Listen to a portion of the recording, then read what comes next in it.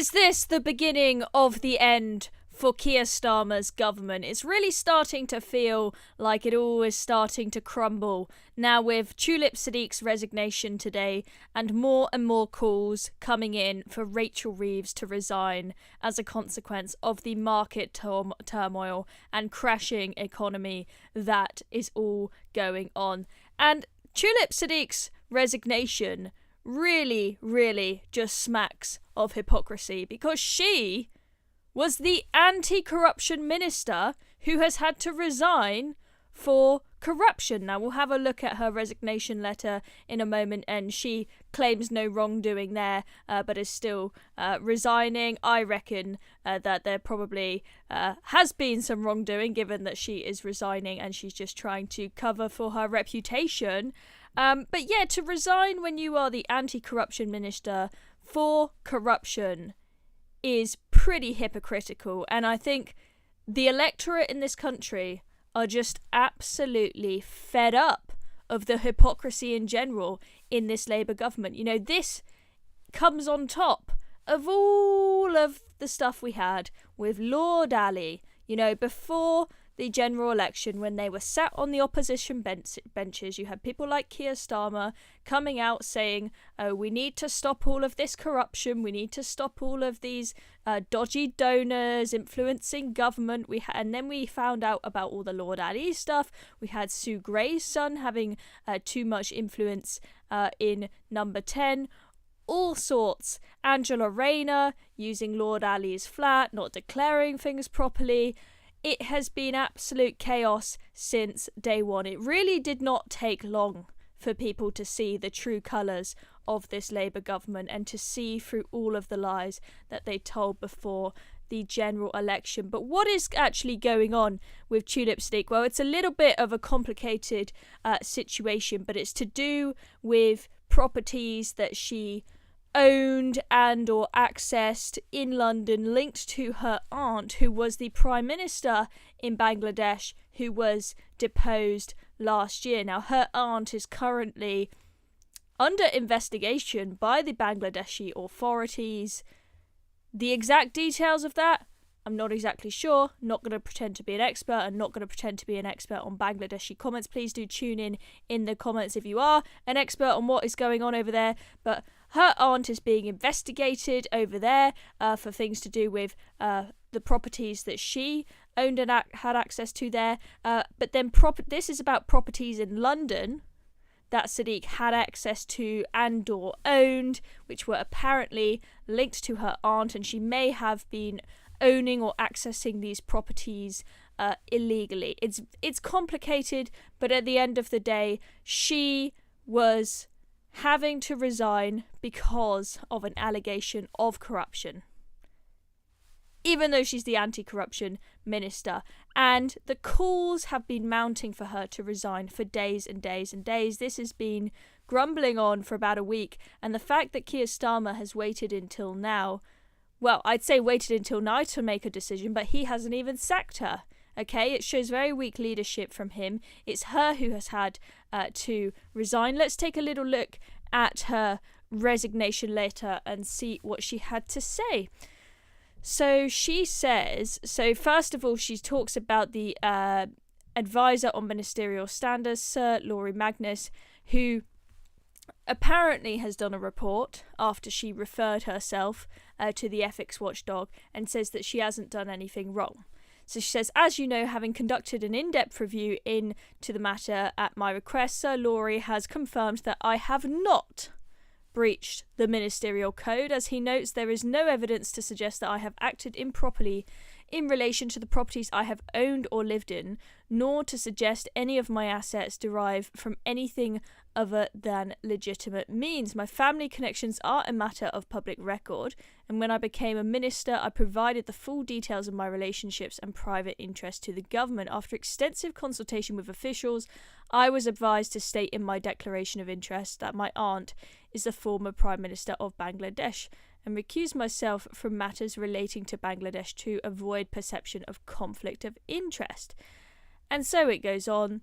And she says, however, it is clear that continuing in my role as Economic Secretary to the Treasury is likely to be a distraction from the work of government. My loyalty is and always will be with the Labour government.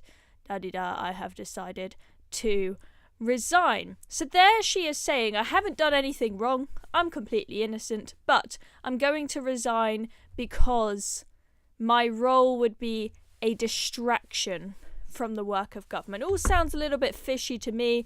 I reckon she may be resigning before we all find out either the truth about this or something else that she is scared might come out that would damage her reputation even more. Why would she resign if she has been found, completely clear, not guilty of anything? Seems a bit fishy to me. But as I said, this has been mounting over days and days and days, and people have been saying, why hasn't Keir Starmer made a decision on this? This is very weak leadership, and now she has had to resign herself rather than Keir Starmer having the guts to sack her.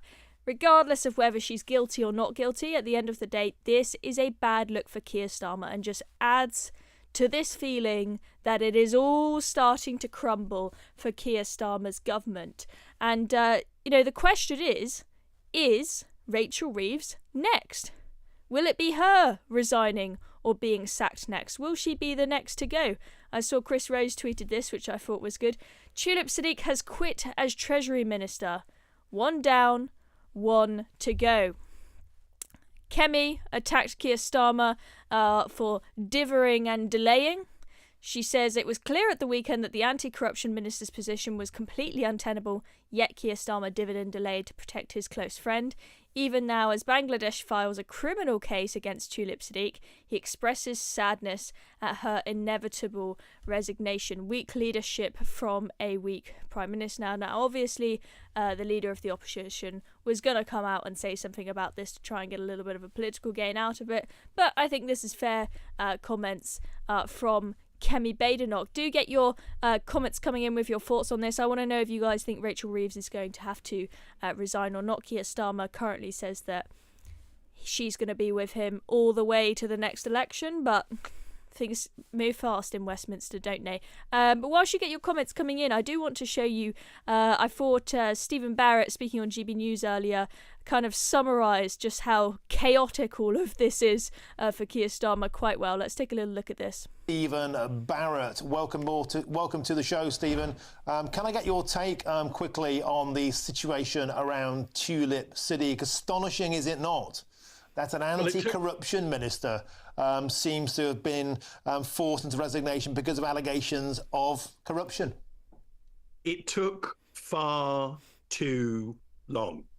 We've known about this story for days, and Starmer has done nothing. In fact, we're told that she resigned. So we're not even told that he sacked her. He didn't even have the courage to sack her. There's a report out that she didn't breach the ministerial code. Now that seems to me, Martin, to be the very definition of jumping the gun, because I think we should discover what the Bangladeshi authorities uncover. In the great spirit of let's just wait a while and see what comes out. But the idea that she could have stayed as anti-corruption minister in these circumstances is simply absurd. The Prime Minister, Sir Keir Starmer, forced Boris Johnson out over a lawful piece of cake. This is so much more serious. Yet we all of us seem to be mentally conditioned to live in a world in which there are no consequences for the left wing. Well, that is not the rule of law, Martin. And it's not very good for our society. It's not healthy for our society. I have many friends on the left, and I want them all held to the same rules we're all held to. That's the most important thing, that we live in a proper democratic country under the rule of law. And the idea that Tulip Siddiq could have ridden this out was absurd. But it was absurd on Friday, it was absurd on Thursday, it was absurd last week.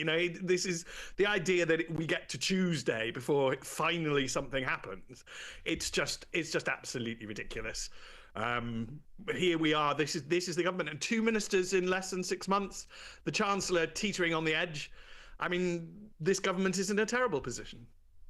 Stephen Barrett, we were told that this kind of politics would be over with the Labour Party coming in. We were told that cronyism, corruption, free specs, free suits, jobs for the boys, jobs for the girls. We were told that would be over. The adults are back in the room. This casts a magnifying glass over that credibility, doesn't it? It does. And to be fair to this government, the preceding Tory government tried exactly the same rhetoric, and basically they're both failing for exactly the same reason. One is that they seem to be full of people who aren't actually very decent and honest, and I think we need to talk about who we are recruiting as our politicians, whether we have people of genuine substance or whether we have people that frankly you wouldn't trust with your kids. And then we need to ask, what are our politicians actually doing? Because as far as I can tell, all this government does is what the civil service wants it to do. Well, the civil service is not full of the most talented people in our country either, Martin. And I don't believe the civil service knows what it's doing. And the Rishi Sunak government largely followed what the civil service wanted to do. And that didn't work out either. So this government, I think, is failing for exactly. So there we go. Stephen Barrett speaking on GB News there. I think he just really summarises quite well just how much of, excuse my French, but of a shit show this government is at the moment. It is just absolute chaos. We may have Rachel Reeves going next. We had the absolute chaos with the grooming gangs last week. We had a poll come out very, very clear that the public, 76%, 74 or 76% of the public wanting a national inquiry, yet Keir Starmer being absolutely tone deaf. We had all the chaos with that vote, and it's just all getting very chaotic, and now we've got everything going on with the markets crashing, and everyone's looking at Rachel Reeves saying this woman needs to go, yet Keir Starmer still stands there and says no, she's staying. But anyway, I've been having a look at some of your comments whilst we were watching that video. First of all, I apologise for the scary state of my eyeball. Google says this lasts for 1 to 2 weeks, so I'm afraid you're going to be stuck with it for a few more days. I don't have an infected eye, don't worry. I've just popped a blood vessel in my eye. It doesn't hurt. I'm all fine. It just looks a little bit funny, so I apologise for looking scary, but hopefully that doesn't put you off watching our videos too much.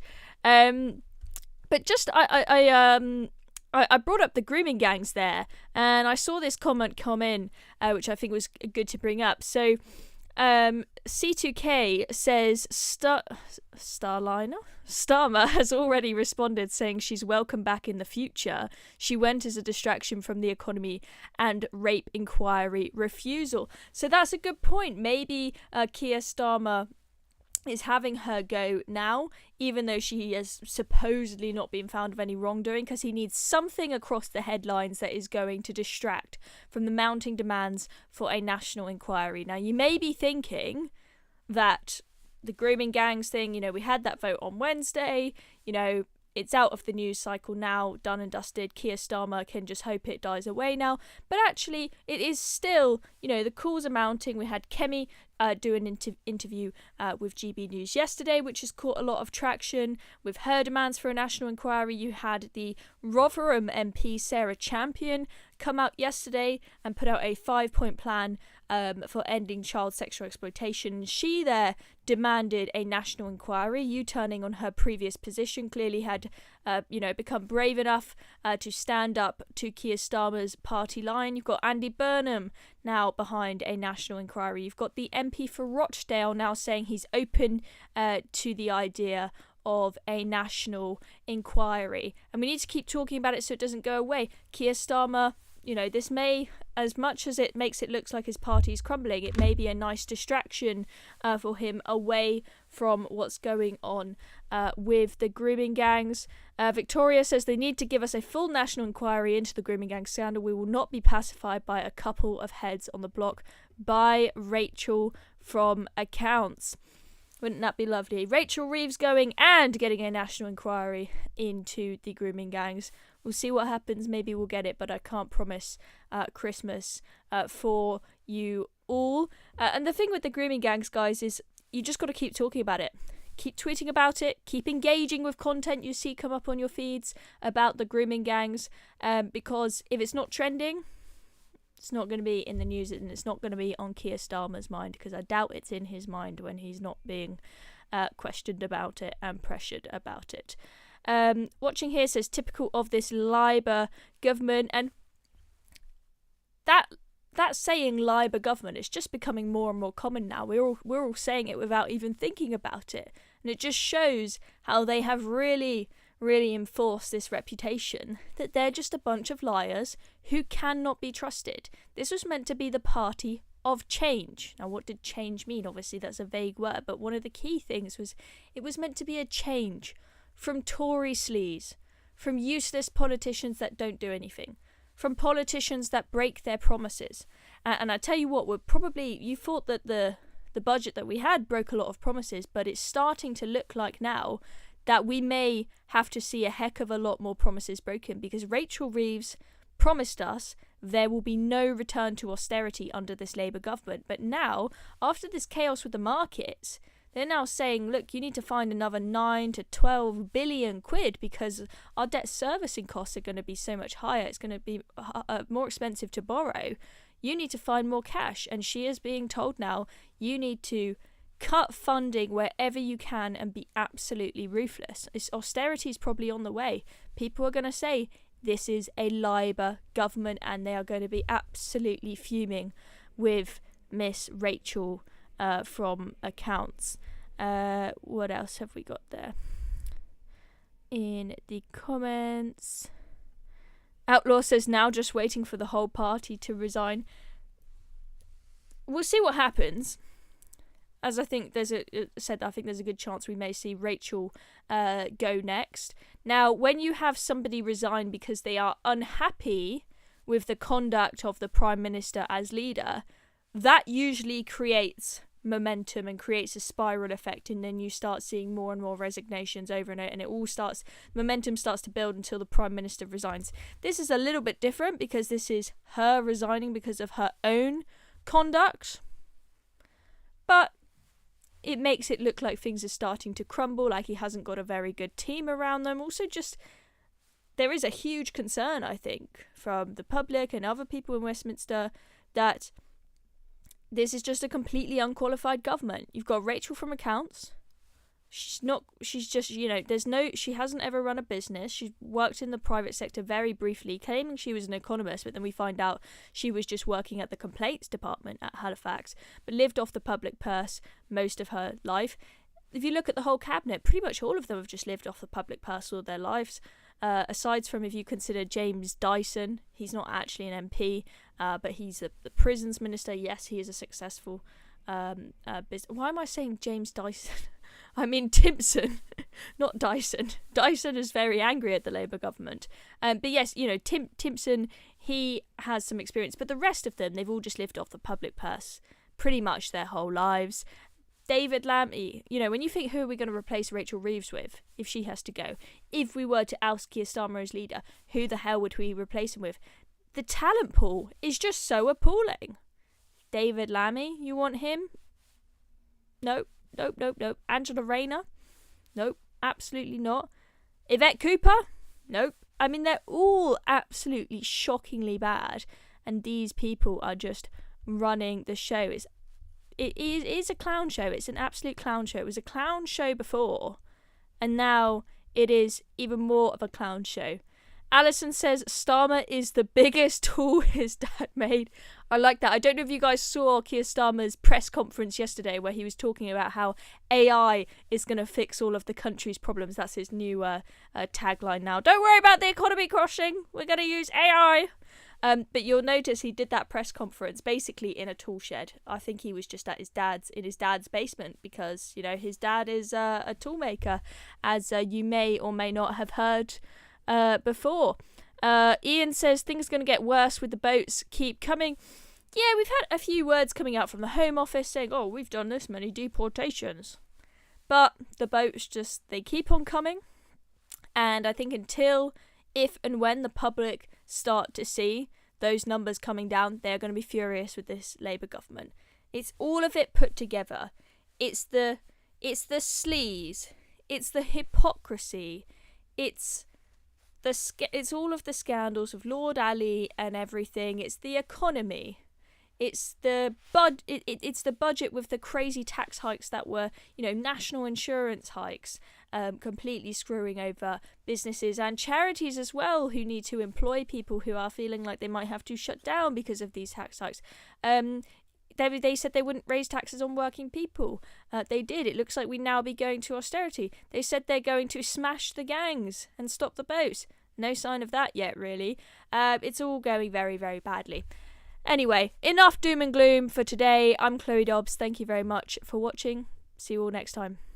Still watching? Well, I've got a quick ask for you. Recent UK, we're fighting the woke brigade and inspiring young Brits, but we need your help to go bigger. We're hosting a fundraiser and would love you to sign up and share the link on the big day. It's easy, it makes a massive impact, and there are prizes for top fundraisers. Click the Google form in the description to join us. Cheers very much. Let's keep going together.